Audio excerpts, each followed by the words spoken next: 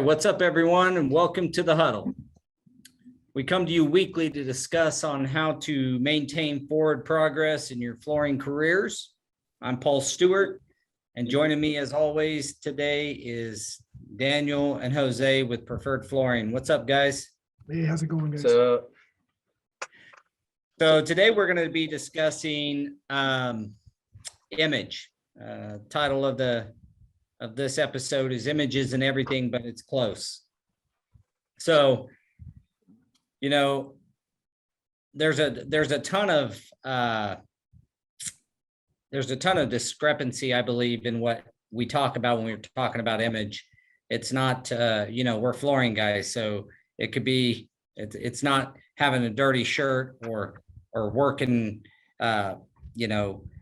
like trying to be the best dressed. It's about how you present yourself both professionally and from a aesthetic standpoint. So, a lot of times, in my career, there's been guys that come into, our company to apply for a job or try to become a subcontractor. If I don't know them, image has a huge play in my initial assessment of them, even if they sound like they may know what they're talking about. If they're, wearing a F you to the world t-shirt and, I hope not. that kind of matters. So I'm sure you guys have some experiences. So maybe we'll share a few experiences here on what have you guys ran across in both in your ability to gain work because of the way you guys present yourselves, and how do you guys look at guys in jeans that are ripped up to their pants pockets or those types of deals? So I'll go ahead and start off if you guys don't mind.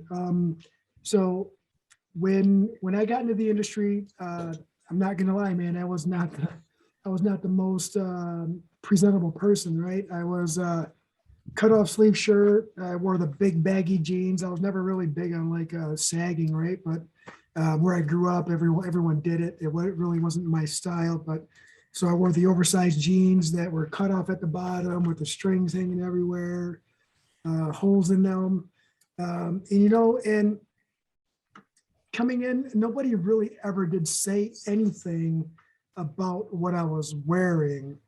But I did start to notice a trend on my own as far as the companies that we did work for on the commercial end. The more prestigious they were, was more visual to me than it was anything else, right? So I started getting on to larger projects. You started seeing people where they were more uniformed, and to me, they just stood out as more professional.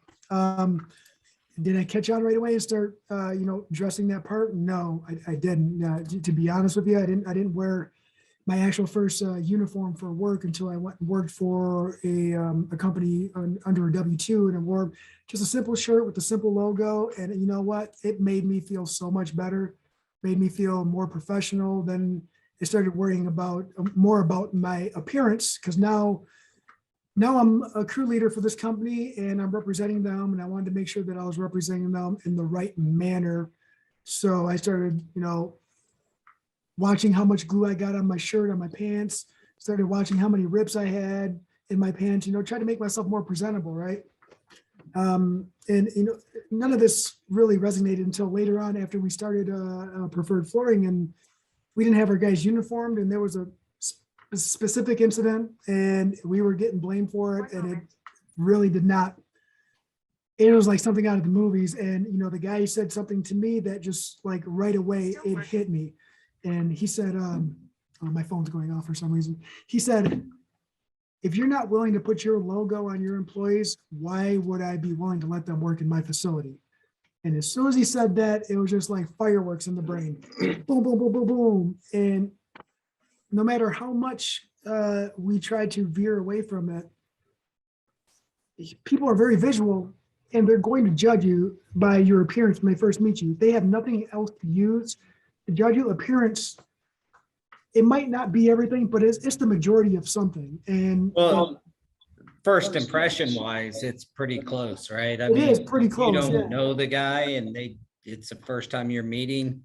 I don't know. There's a lot you can judge the way they present themselves and things like that, but also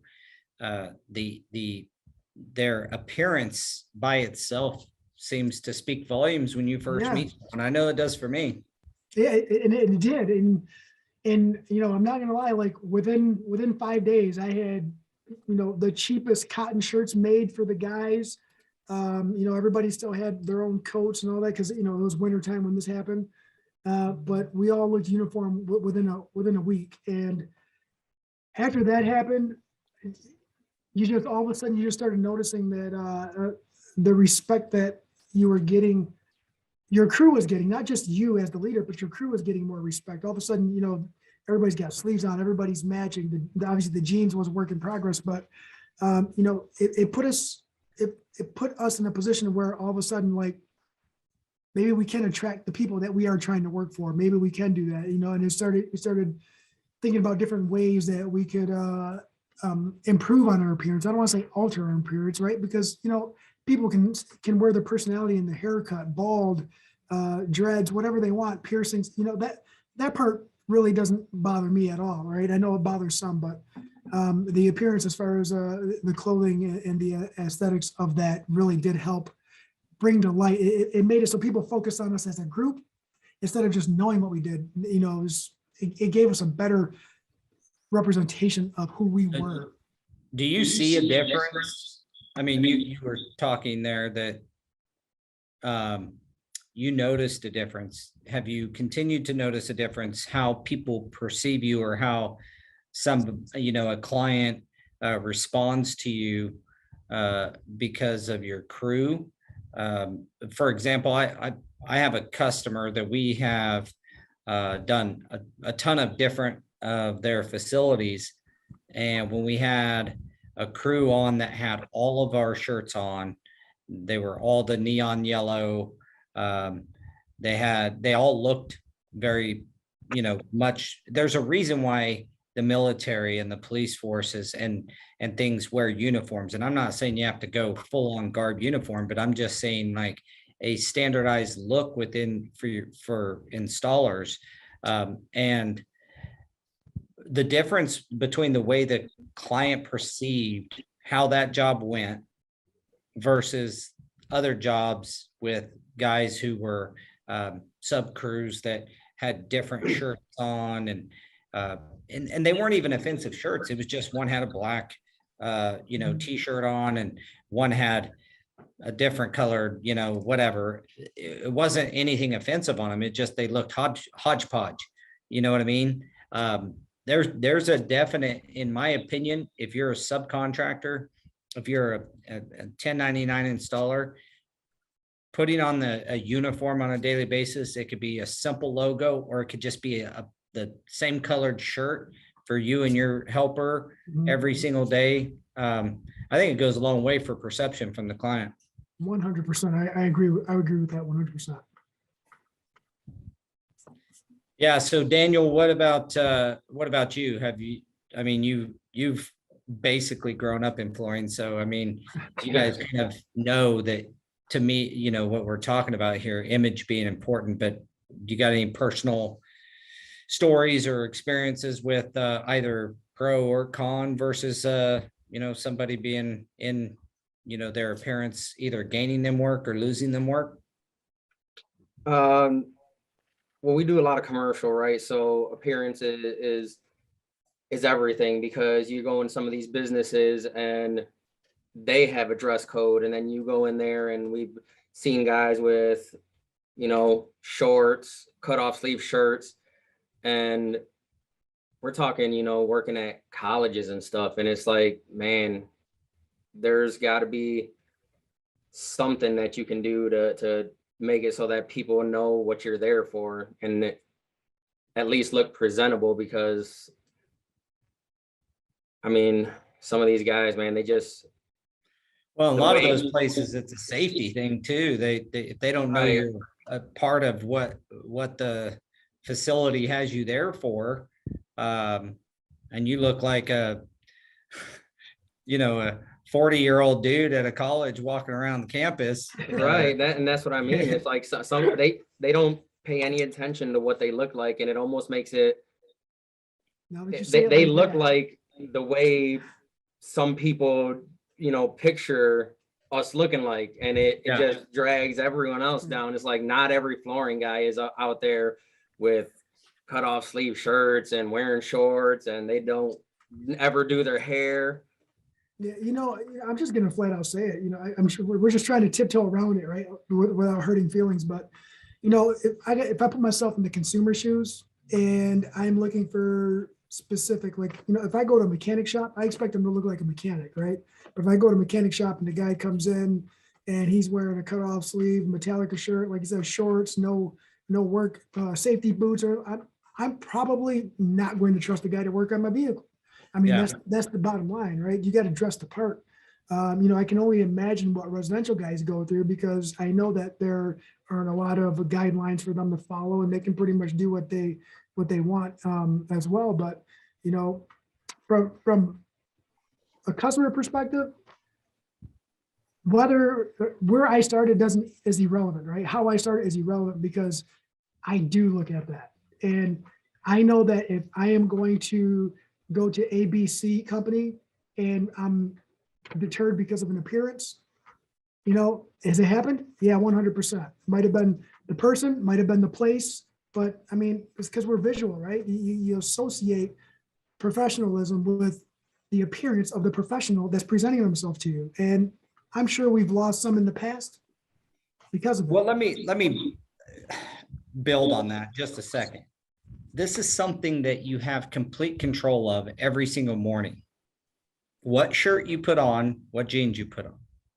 And so for you to make the decision to wear certain things, that I think is part of why your dress code or how you dress is something that's important to people. When they see you in their business, they know you chose to put that stuff on. You chose to present yourself that way.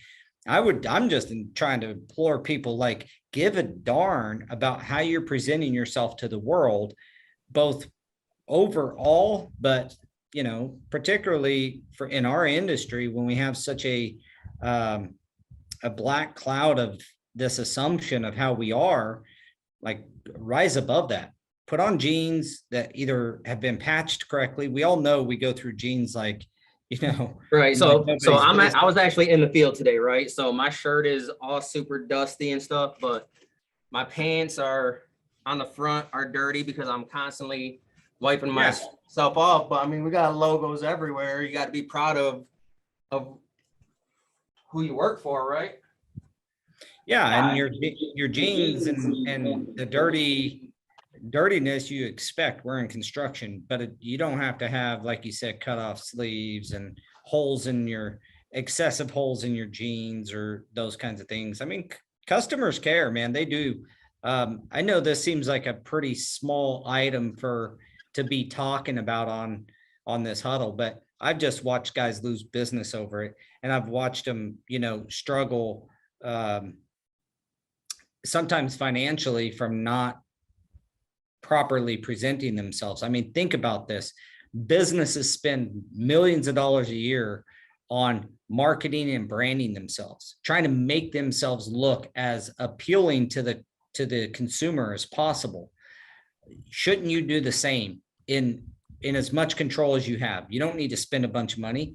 A t-shirt's a t-shirt. Buy one that, instead of buying a Metallica t-shirt, toss your logo on a $4 t-shirt. Or maybe the place doesn't allow logos. Having a standardized color that you guys can wear on a day in, day out basis. Or, hey, hit us up at Go Carerra. We'll send you a whole buttload of t-shirts. It's all good. Like, just wearing something that's familiar and says, if it's going to say something, I agree with you, Daniel. If it's going to say something, it ought to say what you do.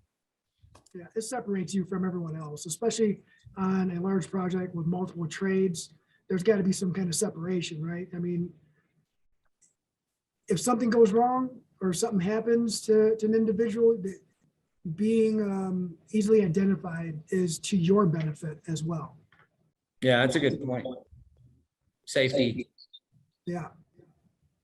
Yeah, I'd say another thing is, as a sub crew, how you keep your vehicle and your van or your truck, and how you keep your tools. All those say a lot about you. I know one of the guys I used to work with, when I had to, bluntly, back in the day, you know, he never had a trowel in his bucket that wasn't dirty. Either had patch caked on it and he'd scrape it off before he used it, or glue all over it and he'd pick it off before he got going.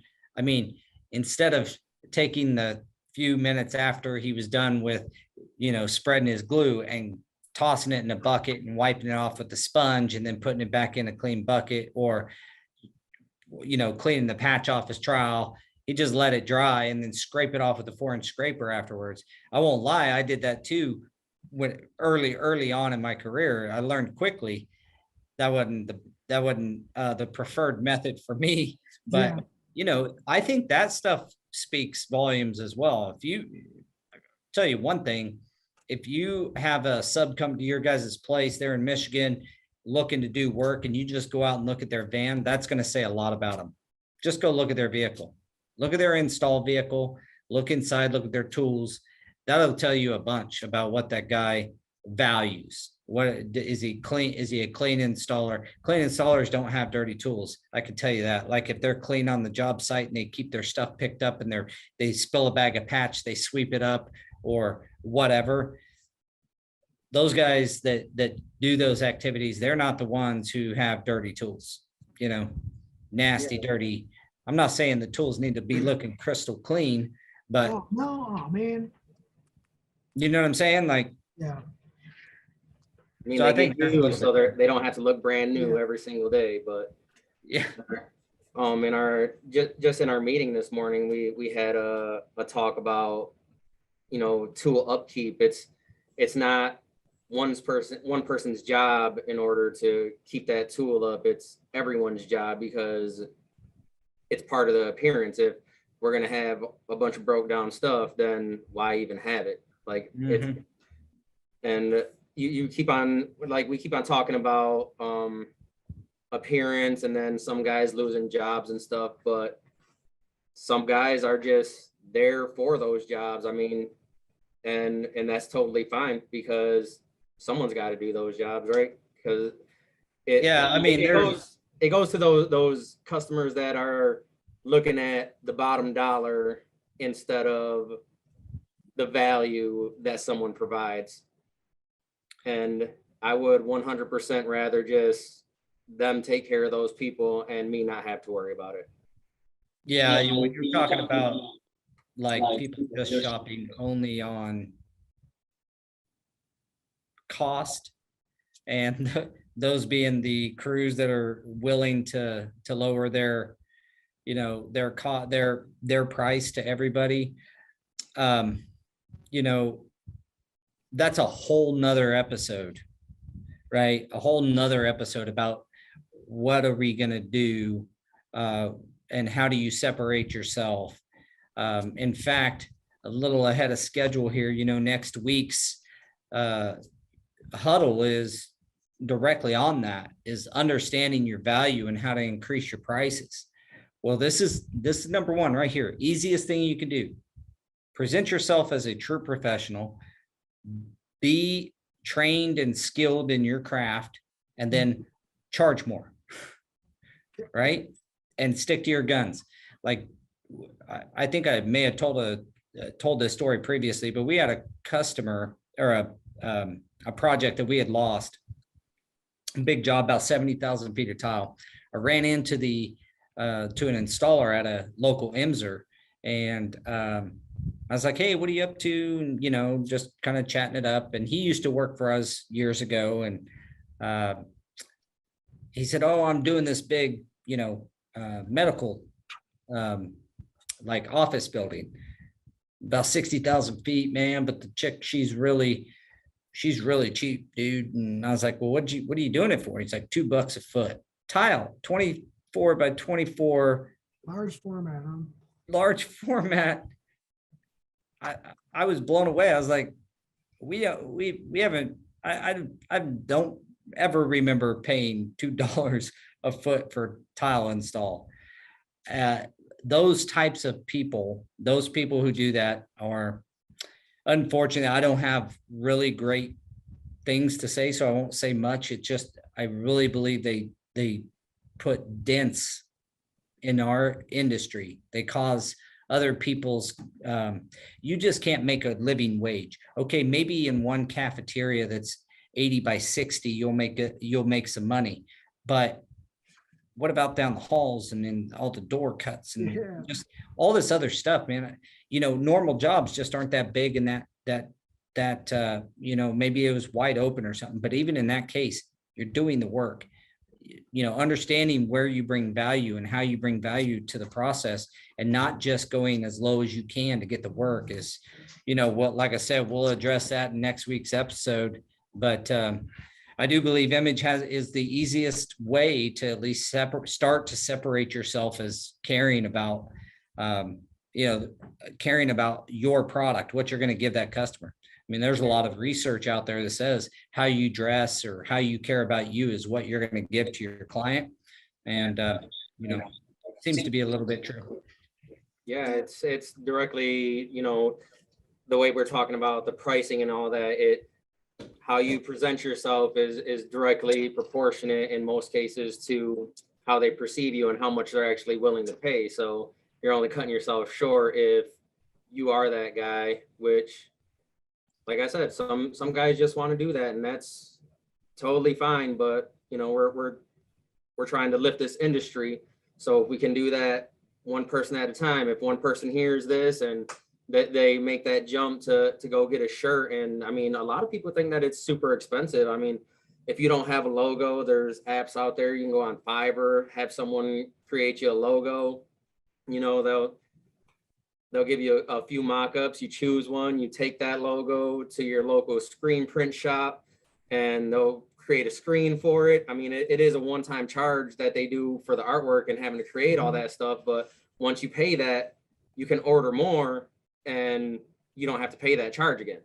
So yeah, it's an upfront cost, but it's worth it, because I mean, our shirts, we don't pay much for them. They're a different material, right? So it's a dry fit material that wicks moisture away, because we're always sweating, right? So we want to, yeah. So we don't really like the cotton too much, but I mean, it's like $5 or $6 a shirt, and then what, $1.50 to put the logo on it. Yeah. It's really not much. Yeah. So for under $10, you can have. Why is there feedback? For under $10, you can have a T-shirt with your logo on it. I mean, I think the setup fee is like $150. Yeah, it's not much. It's not much money. The same thing. You're a small company. And then if you go with another small company that's trying to build a name as well, they'll probably even give you a better deal. Like, hey, just tell people about me and stuff like that. It doesn't even have to be a small company. We went with the first time we won't talk about because we didn't do it right. But after we actually started going to a screen print company, we went to one of the bigger ones in town. And that's when we realized, man, we were paying this other guy that was doing it, you know, on his own, this much per shirt, when we can only be paying this much. And that's when you kind of realize, like, man, it's a lot more manageable than people put it out to be. Well, and that's I think a good thing to note is that go with the larger guy. The larger guy in your area, typically they're larger because they do the most, and they have the most buying power on the shirts, and they can, you know, you're going to be cheaper. We use the biggest in our area, and we pay $8 a shirt, logoed in and out of the door for 3 different colors. And, you know, you maybe pay $10 because you don't buy them, you know, say a smaller company. But at the end of the day, man, $10, you're not going to buy a shirt for $10 at Walmart, or you might in a package of white tees or something. But right. So this is pretty easy, low-hanging fruit for somebody to do that. And then, like on your vehicle, if you want to look presentable there, I've literally seen guys just put professional flooring installer. They're not CFI, not the CFI logo or nothing, just professional flooring installer. They got a magnet and put it on the side of their truck, no logo or nothing, and it feels better than their truck by itself when they pull up to a job site, right? So if you want to put your logo on one of those magnets, they're $100 a piece. Toss them on your vehicle, take them off. If it's a personal vehicle that you, like I did in the early days, cross over from family vehicle to work vehicle, pull them on and off, and you're good. I don't want this to seem elementary, because it's actually way more important than it is hard. That's the purpose. That's why I wanted to have this talk. Like the importance of caring about this stuff is way more, is so much higher than how hard it is to do it. It's simple. Get a shirt you like, whether it's a polo or a t-shirt. Even if you initially start the way you guys were talking, it wasn't the right way, at least it's a step in the right direction. I would recommend go see, a big screen printer in your area, tell them you're going to buy, 10 shirts at a time or something like that, and see what their cost is. And then later, when you get, a few helpers or something, you're buying 20 or 30 shirts at a time, your costs will go down. But these practices are simple. And then you talk about the way you visually present yourself, and then how you act. That's a whole nother deal. But if those two match up, you're going to be a lot more successful than the guy that just refuses. Because the only reason I can see with the information out there that somebody would not put on a decent set of clothing is because they don't care. Right? Yeah. They don't care. Logo or not, like put on a decent shirt, some jeans, and work boots, and look the part.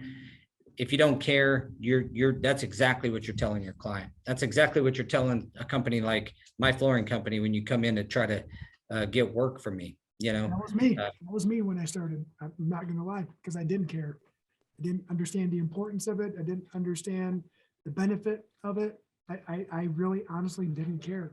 Well, if we help one or two people that are listening to this call get further than where you were at, where you're like, I didn't care. I don't care because I didn't know the importance, to really realize the importance. Just so everybody knows, like, you guys own a flooring company. You guys hire installers. Your opinion matters in this. I own a flooring company. I hire installers. I'm telling you, this stuff matters, guys. So take note of what these guys are saying. Simply wear decent clothing, but go, if you can swing a few $100 to go get your logo put on a shirt, do it. Have some pride in what you're building. Absolutely. And then to touch on what you were talking about, as far as the way you sound and stuff, you do essentially have to create a customer service voice, is what everyone calls it, right? Because you got to kind of become a different person that everyone can relate to. And it's happened here in the office when I'm on the phone, and then someone that's not usually here, hears me talk on the phone, and they're like, man, you sound really good. You got a really good customer service voice. And it's like, you kind of have to have that. You have to know what the customer wants and then play off of that. And they don't want to hear your everyday slang and all that stuff that you usually talk about. And you kind of the same way when you take the magnet on, put the magnet on the car and take it off, you have to be able to turn that on and off and know when to use it. Another interesting aspect. I had sorry, I'm getting feedback, so it's a little distracting. I had a client say that, or not a client, I was listening to a audiobook, and it's about customer service and branding and all that. And it talked about putting on your hero uniform for the day. It was talking about, like, all the heroes, all the Batman, Superman, everybody had a uniform. And it's like transforming yourself from your daily who you are into what you're presenting when you're at work. And let's face it, like, you can't just be homies with everybody when you're talking to clients and business people. I mean, you guys and I hung out. You can't just, throw all that type of language and, the way you are in your personal life. You keep a piece of that, but you have to, like you said, have a customer service facing attitude.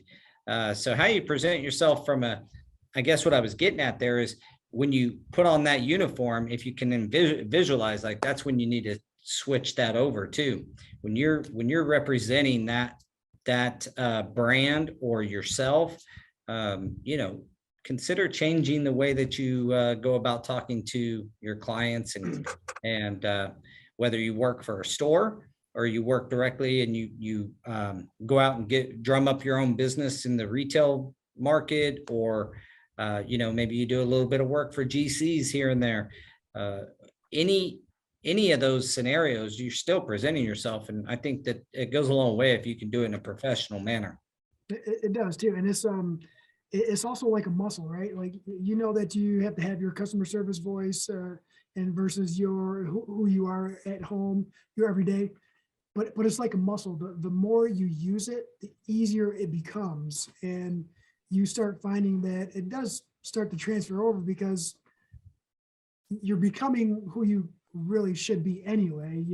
You start those practices for work, and then all of a sudden it transfers to home. You're a little bit cleaner vocabulary around the kids growing up, cleaner vocabulary around people you might not know who are in a restaurant while you're out with your family and friends. You start realizing that it becomes a lot easier to articulate yourself and just be professional all the time. Somebody's always watching, somebody's always listening.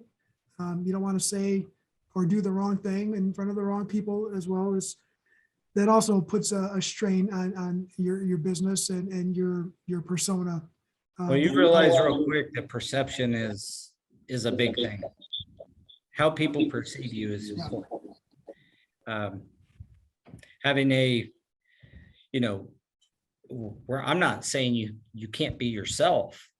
I'm just saying be the best version of yourself. There you go. That's well put.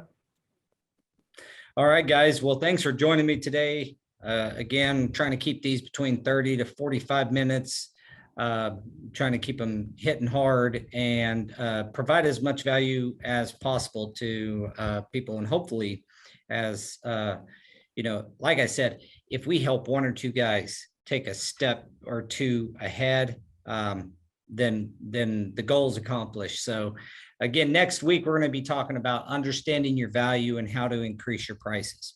What I want to come with some practical steps on how I pay different installers higher prices than others, and how can you be in that higher group? How does that work? I'm sure you guys do it. I've talked to hundreds of flooring business owners, and the fact is some guys make more money. And why is that? And how can you join that group if you're not? And if you're in that group, how can you increase your prices even more? Because at the end of the day here, we have a little bit of ways to go before we are where I would say, to even match inflation at this point. So how can we help these guys and gals out there installing, working their tails off, make sure they're getting full value for what they're providing? Let's come with it hard next week with some good ideas on how to help the installer make more money. Yeah. Awesome. All right, brothers. Hey, have a good one. Signing off. We'll talk to you next week. Off the baseball. Thanks, everybody.